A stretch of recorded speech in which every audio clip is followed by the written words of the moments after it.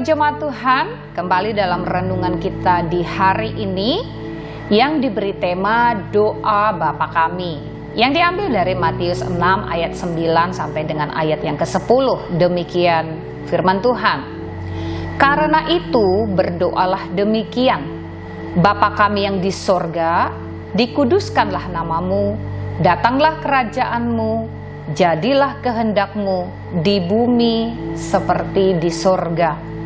Dalam doa yang diajarkan Yesus kepada murid-muridnya, ia memulainya dengan kalimat Bapa kami yang di surga.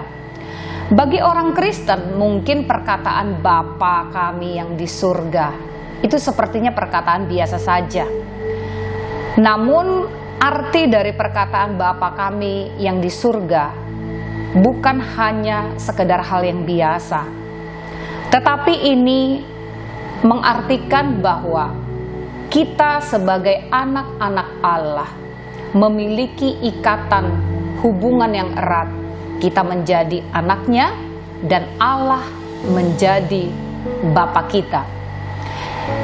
Kita tentunya berbangga, orang Kristen tentunya berbangga, karena hanya kita yang menyebut Allah sebagai Bapa.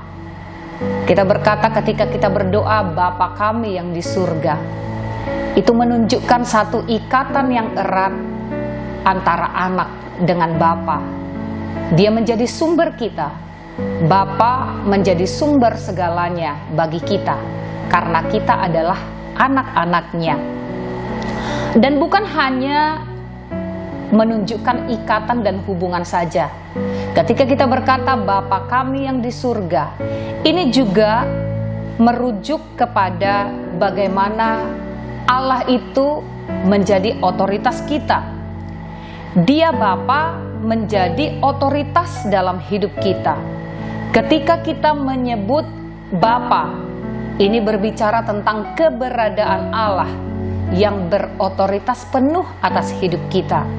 Status kita sebagai anak Allah bukan hanya kita mewarisi warisan ilahi, tetapi juga berbicara tentang tanggung jawab bagaimana kita sebagai anak-anak Allah melakukan kehendak Bapa. Sebuah tanggung jawab untuk hidup bukan lagi mengejar dan memuaskan diri kita sendiri, tetapi hidup untuk mengejar kehendak Allah.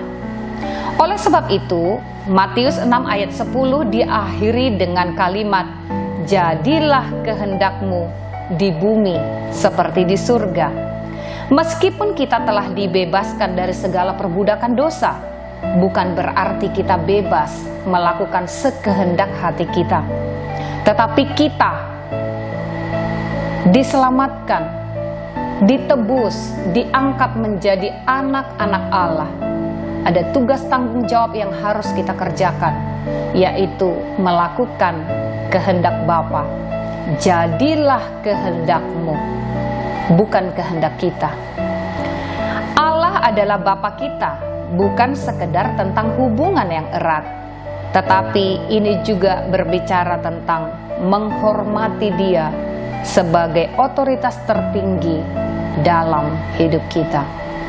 Selamat melakukan kehendak Bapa, anak-anak Allah yang diberkati oleh Tuhan. Tuhan memberkati.